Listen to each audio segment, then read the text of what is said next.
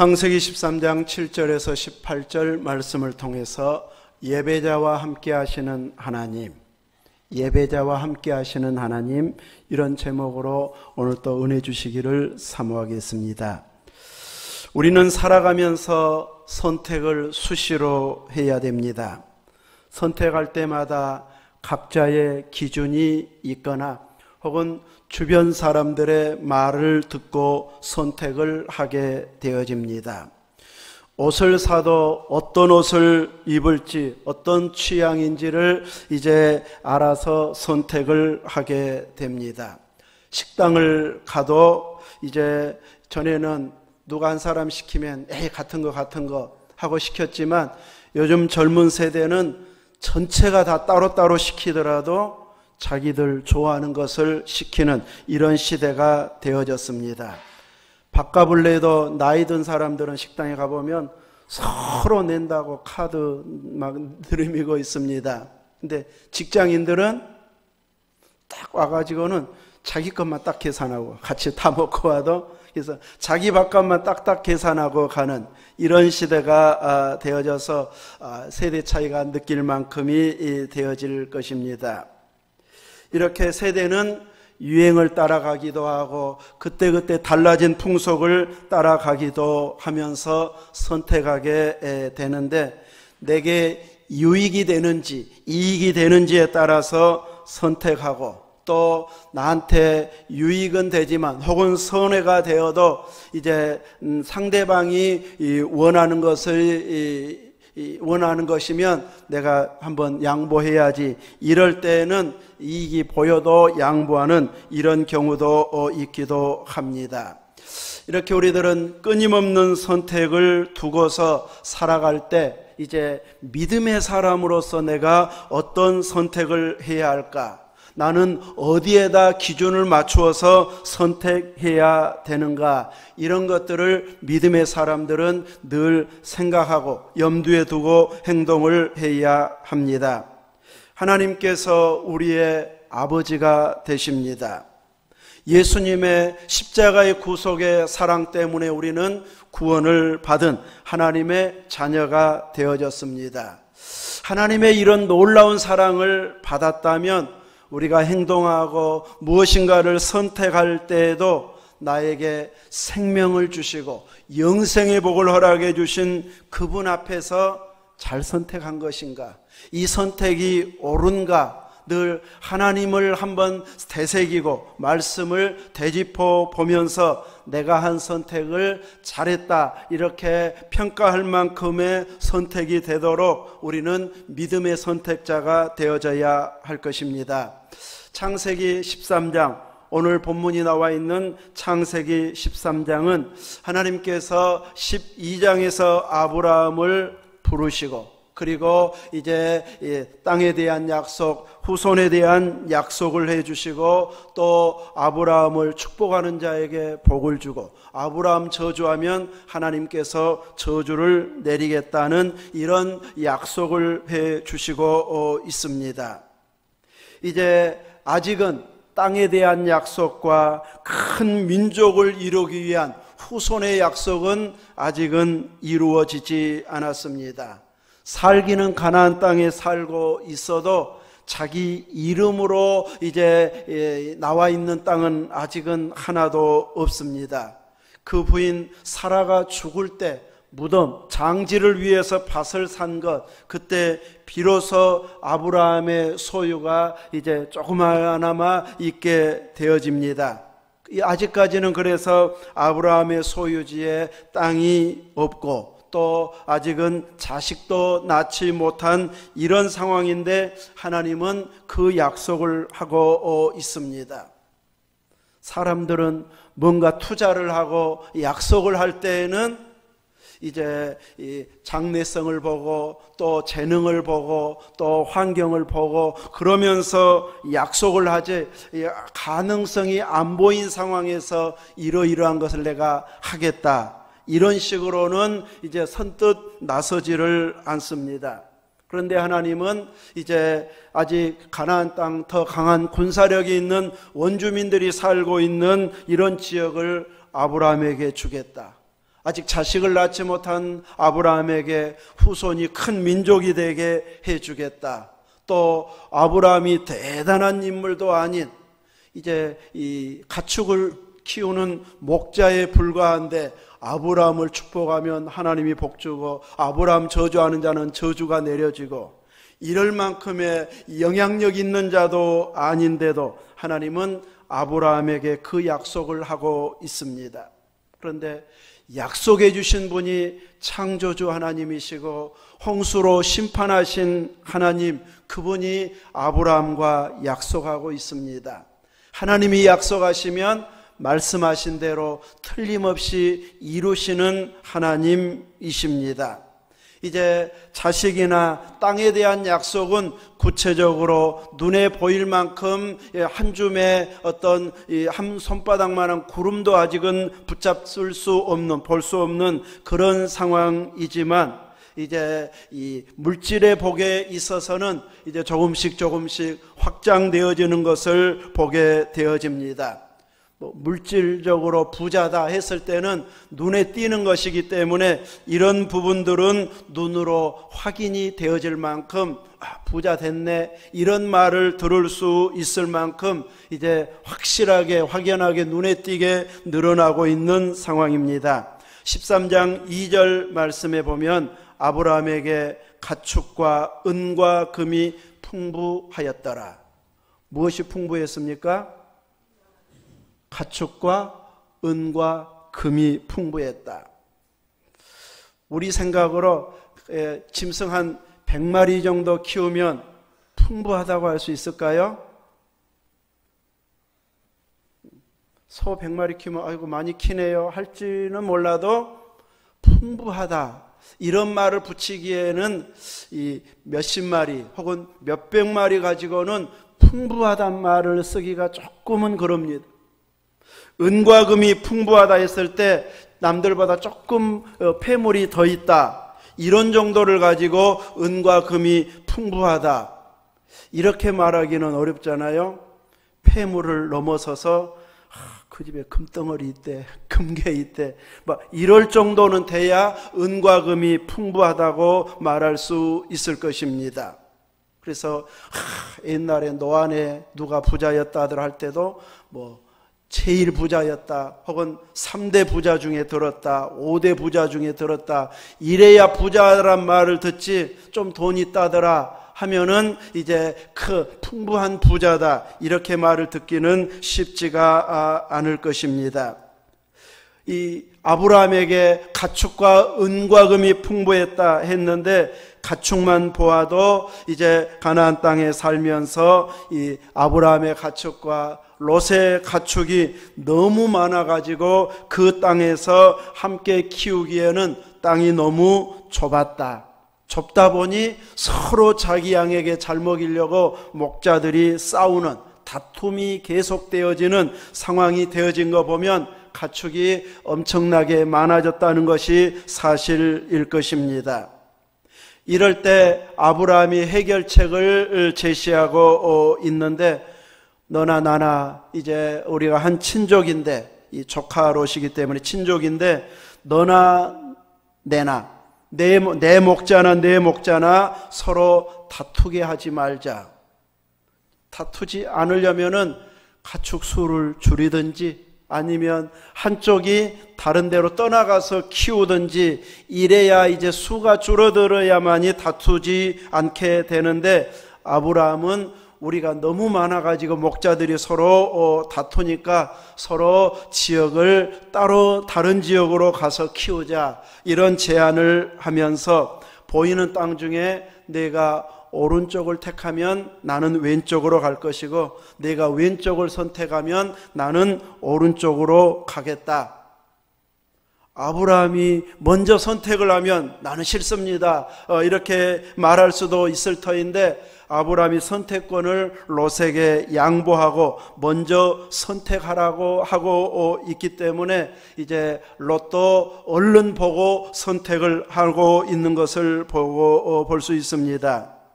세상에서는 뻔히 이익이 보이는데 이것을 선택하면 돈이 되겠는데 양보하면 마음이 넓다, 착하다 이렇게 말할 사람도 있겠지만 대부분은 바보라 할 것입니다. 그만큼 확실하게 이익이 보장되는 것이라면은 누구든 양보하지 않으려고 합니다. 그것이 돈이 들어갈 일이라면 뇌물을 써서라도 자기가 차지하고 싶어 하는 것이 사람들의 마음입니다. 그래서 롯처럼 선택의 우선권이 주어진다면 누구라도 어느 지역이 더 좋은가, 내가 살기에 유리하고 짐승들 키우기에 좋은 땅인가 따져보고 선택하는 것 당연합니다. 누구든지 우선권이 주어진다면 롯이 선택한 곳을 다 선택하게 되어 있습니다. 너무나도 기름진 좋은 땅이기 때문에 당연히 눈이 그쪽으로 갈 수밖에 없기 때문에 롯이 잘못됐다, 배은망덕하다, 그렇게 키워줬는데 이런 말 하기는 조금은 그렇죠.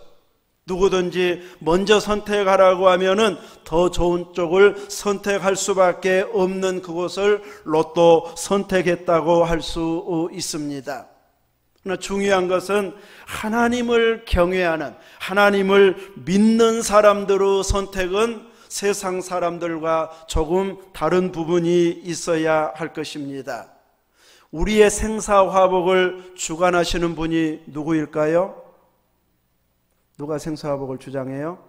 하나님이죠. 그래서 우리는 편하게 잠자듯이 가게 해달라고 그분께 기도하잖아요. 그분이 주관하는 걸 믿기 때문에.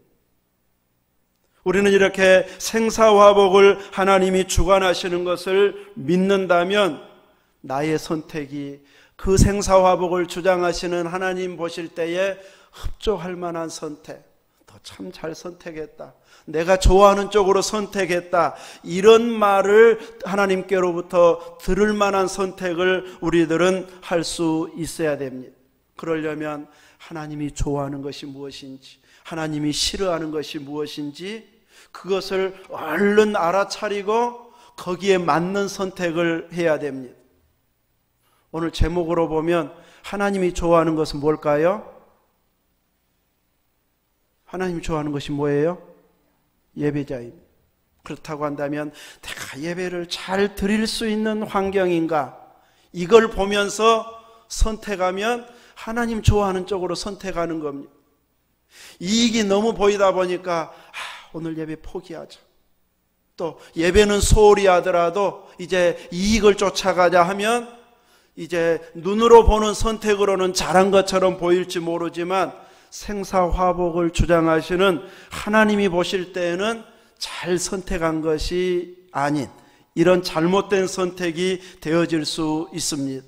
그래서 우리들은 우리의 생사화복을 주장하시는 하나님이 좋아하시는가, 싫어하시는가, 매 순간마다 그것을 마음에 두고서 선택하고 결정하고 행동하는 이런 자세가 되어지면 믿음이 상당한 수준에 올라가 있는 사람입니다. 별일 없으면 항상 예배의 자리를 선택하는데 무슨 일 조금만 있으면 이제 예배의 자리를 포기해버린다면 평소에는 좋아 보이는데 아니었나? 이럴 만큼 아직은 깊은 신앙에까지는 가지 못한 이런 믿음이라고 할 수도 있을 것입니다. 우리들은 끊임없이 선택할 수 있는 이런 환경 속에서 마음껏 예배할 수 있는지, 하나님께 기도하고 찬양하고 의지할 만한 이런 은혜의 환경인지를 늘 따지면서 결정을 해야 할 것입니다.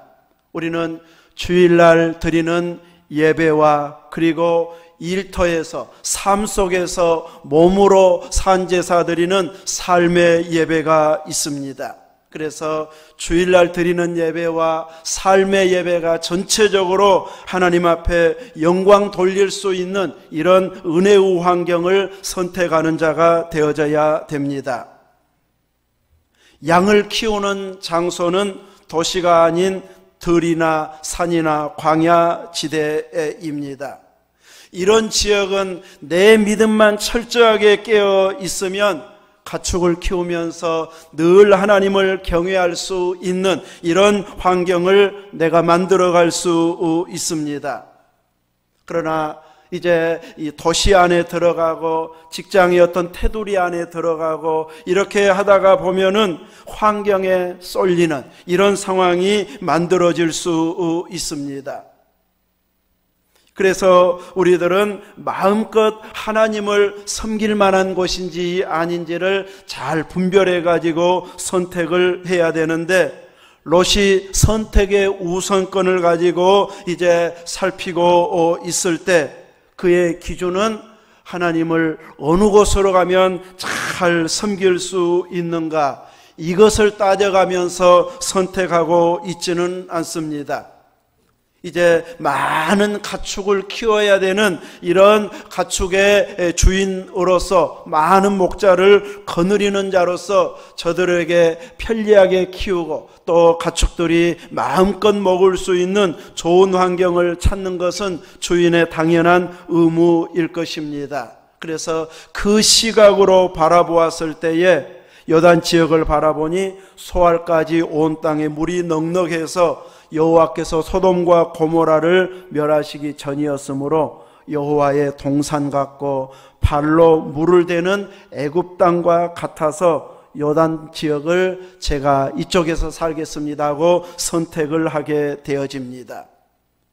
물이 넉넉하면 풀이 넉넉하게 되어집니다. 물이 넉넉하면 먹을거리가 풍성하게 되고 사람들이 많이 모이게 되어 살만한 지역을 형성하게 되어집니다. 누가 봐도 이런 좋은 땅을 이제 포기할 리가 없습니다. 이렇게 롯이 요단 지역을 선택함으로 인해서 애초에 다툼 때문에 이렇게 서로 나누어서 살자 했던 그 원래 의도대로 더 이상 다투지 않아도 되는 환경은 만들어졌습니다. 선택을 할 수밖에 없었던 목자들끼리 다투는 이런 일은 더 이상 없어도 될 만한 이런 좋은 지역을 선택했기 때문에 서로 나누어서 사는 것은 잘 선택한 것이라고 보여집니다. 이제 이렇게 선택을 잘 했다면 이제 이 과정도 또 마무리까지도 참 그때 그 선택하기에 참 잘했다, 이럴 만큼이 되어져야 이제 결과까지 좋아야, 과정부터 결과까지 좋아야 그 선택을 제대로 한 선택이다 이렇게 말할 수 있을 것입니다. 우리나라의 교육 과정도 이 방법 저 방법을 선택하게 되는데 이제 지금에 와서는 잘 선택한 것 같지는 않다 할 만큼 곳곳에서 부작용들이 나오고 있습니다. 그래서 또 바꾸고 그래서 또 바꾸고 하다가 보면 혼란이 오게 되고 또 다른 문제점들이 생겨나서 이 완벽한 이런 교육 시스템으로 가기는 좀처럼 쉽지가 않은 그런 상황인데, 이만큼 처음 선택이 수십 년을 결정하기도 하고 수백 년을 결정하는 이런 결과가 나오기 때문에 우리 믿음의 사람들의 선택은 철저하게 기도로 무장해서 성령의 인도함을 받아서 선택을 해야 되는데, 롯은 선택을 참 잘한 것 같았는데 19장에 보면 소돔 고모라가 죄악이 관영해서 하나님께서 그곳을 심판하시게 됩니다. 이걸 보면 결과까지 보면은 롯은 결코 선택을 잘한 사람이다 이렇게 말하기는 어렵습니다. 롯이 소돔 고모라에서 나오면서 가축을 몇 마리나 끌고 나왔을까요? 성경에 기록도 없어요. 기록 없어. 부인도 잃어버렸어. 뒤돌아봐가지고. 자기하고 두 딸만 겨우 빠져나왔어. 사위들도 하나님 심판하신다고 이야기하니까 장인어른 무슨 농담을 그렇게 하시냐고 농담으로 여겼습니다. 그리고 안 나왔습니다. 그래서 그가 빠져나올 때 보면은 이제 이 두 딸과 몸만 가지고 나오고 두려워가지고 산속에서 사는 이런 모습을 보이고 있는 걸 보면 그 많은 가축들 하나도 데려오지를 못했습니다. 수많은 은금 호주머니에 넣어서 보따리에 싸서 가져왔으면 혹시 몰라도 그렇지 않았더라면 거의 맨손으로 도망쳐 나온 그런 모습이라고 할 수 있을 것입니다.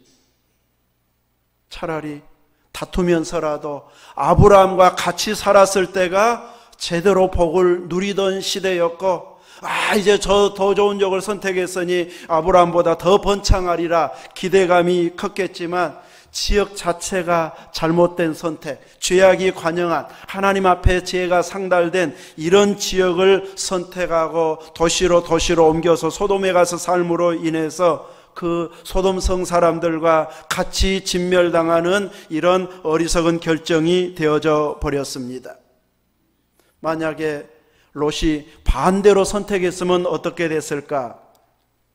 이건 저 혼자 상상인데 아마 소돔 고모라도 멸망 안 당하고 롯도 부자로 잘 살고, 아마 아브라함의 신앙으로 보면은 그 정도 변화시켜지지 않았을까 싶기도 하고, 아닐 수도 있을 것 같고, 사람들이 그 정도 갖고 우리도 본받자 이럴 만큼이면 죄악이 그 정도로 관영해지지도 않아서 아마 아브라함은 롯처럼 도시지역으로 옮기지는 않고 그냥 들사람으로 남아 있어서 철저히 하나님을 경외해서 이제 이 소돔 고모라는 멸망했을지라도 그 가축이나 재산은 포함되지 않았을 것이다는 이런 생각은 해보게 되어집니다. 아무튼 이렇게 하나님께서 롯이 먼저 요단 지역, 소돔 고모라 있는 지역을 선택했을 때 아브라함에게 나타나서 말씀을 하시고 있습니다. 오늘 이 본문 말씀에 보면 이 14절에 롯이 아브라함을 떠난 후에 여호와께서 아브라함에게 이르시되 너는 눈을 들어 너 있는 곳에서 북쪽과 남쪽 그리고 동쪽과 서쪽을 바라보라. 보이는 땅을 내가 너와 네 자손에게 주리니 영원히 이르리라. 롯이 있을 때 좋은 방안을 하나님이 제시해 주면 좋을 것 같은데, 이제 이 위기 상황 혹은 어려운 상황, 낙심할 수 있는 이런 상황이 왔을 때 하나님이 개입하시는 것을 보여주고 있습니다. 중요한 것은 하나님께서 말씀하신 그 사람을 통해서는 하나님께서는 놀라운 은혜를 베푸신다는 것이죠. 비록 환경은 좋지 않아도, 환경은 열악하고 마음껏 하나님을 섬길 수 없는 이런 환경이라 할지라도 하나님이 찾아오시는 지역이면 그 환경은 언젠가는 변화되게 되어 있습니다. 그런데 하나님이 찾아오지 않고 찾을 마음도 안 생길 만큼 너무 살기 좋은 지역이어서 하나님 찾지도 않는 지역이면 미래는 소망이 없습니다. 지금은 너무 먹고 살기 좋은 나라, 좋은 땅, 좋은 직장으로 보여줘도 미래는 소망이 없다고 할 것입니다. 그래서 우리는 늘 관심 갖고 지켜보고 사모해야 할 것은 하나님께서 끊임없이 말씀의 은혜를 주시는 그런 은혜의 환경을 우리가 만들어가야 한다는 것이죠. 하나님은 비록 비옥한 땅은 아닐지라도 아브라함에게 함께 해주겠다, 이 땅을 너와 네 후손에게 주겠다, 확실한 보장을, 약속을 해주고 있습니다.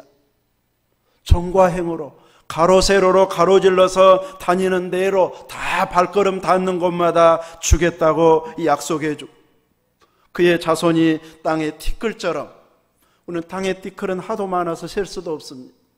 그런 많은 수와 같이 자손들이 많아지게 해주겠다고 약속하고 있습니다. 아직 아들 하나도 없는데, 자식을 낳지도 않고 있는데 하나님은 그 약속을 하면서 하나님 자신이 보장을 하고 있습니다. 자신이 언약의 당사자가 되어서 틀림없이 그 약속을 이루시겠다고 하는 언약을 맺고 있습니다.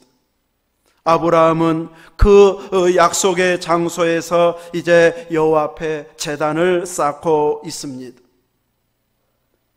아브라함은 가는 곳마다 제단을 쌓는 자가 되어진 것을 보면 장소를 얼마나 잘 선택했느냐 보다도 자기가 머문 곳에서 혹은 조금 자리를 이동해서라도 하나님 앞에 제단을 쌓는 그 아브라함을 눈여겨보시고 계속해서 제단을 쌓을 수 있는 예배자로 서도록 하나님께서 앞날을 보장해 주시겠다고 약속하고 있습니다. 오늘 우리들은 이렇게 아브라함이 여호와를 위해서 제단을 쌓은 것처럼 베델에서 그리고 헤브론에서 이렇게 제단을 쌓은 것처럼 오늘 우리들의 삶 가운데서도 끊임없이 온전히 하나님 앞에 예배를 드리는 예배자로 서가는 이런 믿음의 사람, 믿음의 선택자가 되어져야 할 것입니다. 하나님은 예배자를 두고두고 기억하십니다. 그래서 우리 믿음의 사람들은 이 예배를 성실하게 드리고 예배의 감동이 계속해서 내 안에 솟아오르는 부흥의 역사가 내 안에서 일어나도록 사모해야 됩니다. 내가 부흥한다고 하는 것, 나부터 부흥이 이루어져야 되는데 내가 부흥운동이 내 안에 부흥이 일어났다고 하는 것은 예배를 사모하는, 예수님을 사모하는 그 마음이 간절해질 때에 우리의 마음은 부흥되었다고 할 수 있습니다. 이 부흥이 없으면 충만한 은혜 생활을 유지해 갈 수가 없습니다. 예배를 소홀히 해도 드리지 않아도 빠져도 아무런 부담감도 안 느끼고 또 잘못됐다는 의식도 없고 또 영적으로 하나님께서 기뻐하실지 힘들어하실지 관심도 안 가질 만큼이 되어져 있다면 우리의 신앙은 상당히 무뎌져 있는, 좀처럼 회복이 안 되는, 특별한 뭔가 있어야 회복될 만큼 무뎌진 모습이라고 할 것입니다. 늘 이야기하지만 내가 예배자로 서는데 어쩔 수 없이 오늘은 빠질 수밖에 없습니다. 이 핑계를 이야기하는 것은 이해시키는 것이지 간증은 아니라는 사실입니다. 우리의 믿음의 결정과 선택은 간증이 되어져야 됩니다. 도저히 빠져나올 수 없는 환경이었는데 나는 예배를 위해서 다 포기했습니다. 나한테 올 이익을 포기하고 빠져나와서 예배 드렸습니다. 그 고백을 할 수 있어야 간증자입니다. 주로 우리는 어떤 때 핑계댑니까? 아플 때, 바쁠 때, 손님 왔을 때, 갑자기 뭔 일 생길 때 핑계를 댑니다. 근데 그런 핑계댈 만한 상황에서 나는 예배자로 가기로 선택했습니다 하고 이 복된 자리에 나와야 우리는 간증의 사람이 되어질 수 있습니다. 우리와 우리의 자녀, 우리의 가족이 이런 하나님의 복을 누리는 자가 되고 하나님께서 마음껏 복 주실 수 있는 은혜의 환경을 가족 공동체 안에서 우리는 만들어가야 됩니다. 그래서 가족이 늘 축복의 통로가 되도록 우리는 가정의 환경을 예배의 환경으로 만들어가야 할 것입니다. 그런데 자녀가 와서 예배 빠집니다. 김장에서 빠집니다. 집 뭐 하느라고 빠집니다 하면서 이제 차라리 그 말을 안 하고 내가 믿음이 없어서 빠집니다. 그러면 괜찮은데 누구 때문에 못 옵니다 하면은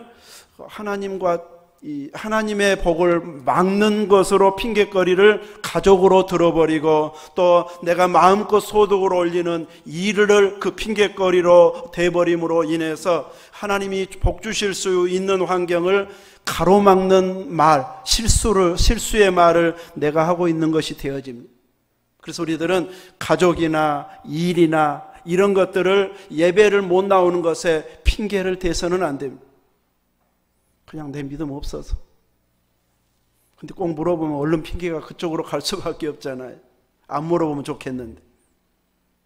그래서 우리들은 다른 핑계가 아닌 그것을 넘어서서 같이 드릴 수 있는 이런 믿음의 환경들을 만들어가서 가족 때문에 하나님의 은혜가 임하고 일 때문에 하나님이 복 주실 수 있는 그런 예배의 환경을 끊임없이 만들어 가야지 그 환경들이 예배 방해자로서는 이런 고백이 우리의 입에서 나오지 않게 해야 할 것입니다.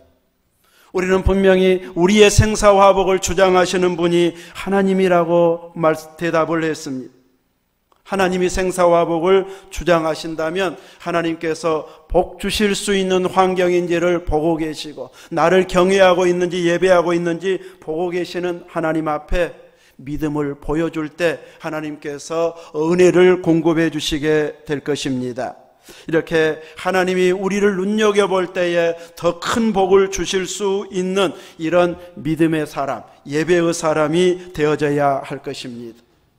우리는 주일날 이 한 시간의 예배를 드리는 것으로 한 주간 동안 할 일을 다 한 것으로 생각해서는 안 됩니다.